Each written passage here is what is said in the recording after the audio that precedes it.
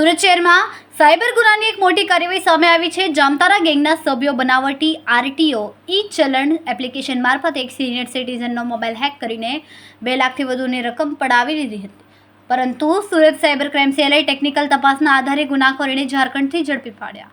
તારીખ 27 ઓગસ્ટ 2025ના રોજ સુરતના એક સિનિયર સિટીઝનને વોટ્સએપ પર એક અજાણ્યા નંબરથી આરટીઓ ઈ ચલણની એપ ફાઇલ મોકલવામાં આવી હતી. ફરિયાદીશ્રીએ તે ફાઇલ ડાઉનલોડ કરવાની તેની સૂચના પ્રમાણે પ્રક્રિયા કરતા મોબાઈલમાં બેંકના ઓટીપી આવ્યા અને થોડી જ વારમાં તેના ખાતામાંથી ₹2,45,000 ઓનલાઈન ટ્રાન્સફર થઈ ગયા. આ ફ્રોડ બાદ ફરિયાદીએ તરત જ હેલ્પલાઇન 1930 પર કોલ કરીને ફરિયાદ નોંધાવી. બાદમાં સુરત સાયબર ક્રાઇમ સેલે તપાસ હાથ ધરી અને ટેકનિકલ એનાલિસિસના આધારે તપાસનો ધરો જામતારા એટલે કે ઝારખંડ સુધી પહોંચ્યા. સાયબર સેલની ટીમે કોલકાતા અને જામતારા ખાતે તપાસ માટે પહોંચી હતી. ત્યાંથી 2 આરોપી લઈક નફીસ એમડી નફીસ અને મોહમ્મદ અસલમ ઉર્ફ ગુડ્ડુ મકબૂલ ઉર્ફ હારૂન અંસારીને ઝડપવામાં આવ્યા. તપાસ દરમિયાન એક આરોપી સરફરાઝ યાસીન અંસારીની સંડોવણી પણ બહાર આવી.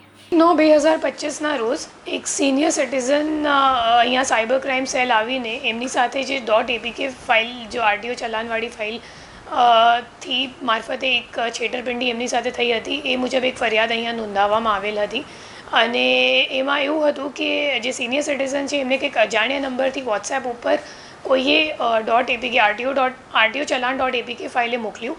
એમને એમ લાગ્યું ખરેખર કે મારા દીકરા કંઈક વાહન લઈને જઈ રહ્યો હતો તો કદાચ ચલાન પડી ગયું હશે અને એટલે એમને લિંક ઉપર ક્લિક કરી કે મને કદાચ પેમેન્ટ કરવાનું છે. એટલે પછી જ્યારે એમને ક્લિક કરી અને પરમિશન કરીને એક ઓકે અપાવી દીધી તો પછી એક મોલવેર એમના ફોન ઉપર ઇન્સ્ટોલ થઈ ગયું અને જે મોલવેર એમના ફોન પર જેટલા SMS આવતો હતો એ ફોરવર્ડ પણ કરતો હતો અને વાંચી પણ લેતો હતો.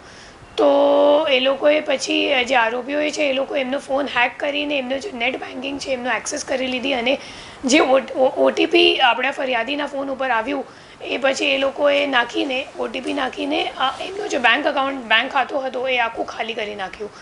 તો પછી અમે લોકોએ જ્યારે ટેકનિકલ વર્કઆઉટ કરી તો ખબર પડી કે જેટલા પૈસા એમના પાસેથી ગયા છે એ લોકો ખરેખર વિડ્રોવલ કોલકાતામાં એક એટીએમથી થયું હતું. તો પછી આપણી એક ટીમ ગયા મહિનામાં કોલકાતા ખાતેથી 2 આરોપીઓને ઝડપી પાડી હતી જે વિડ્રોવલનું કામ કરતા હતા આ ગેંગમાં અને એમનું નામ હતું અસલમ અંસારી અને લઈક નફીસ.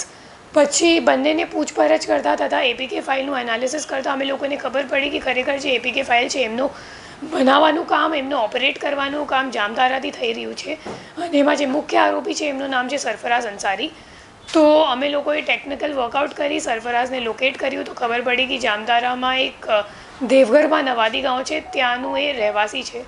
તો પછી આપણી team AM Parmar PI AM પરમારની નેતૃત્વમાં એક ટીમ ગોઠવીને ત્યાં ટીમને મોકલવામાં આવ્યું. પછી ટીમે સરફરાઝનું ચોક્કસ લોકેશન જ્યારે ડિટેક્ટ કર્યું અને લોકલ પોલીસની મદદ લીધી તો સરફરાઝ અલર્ટ થઈ ગયું અને ત્યાંથી મોબાઈલ બંધ કરીને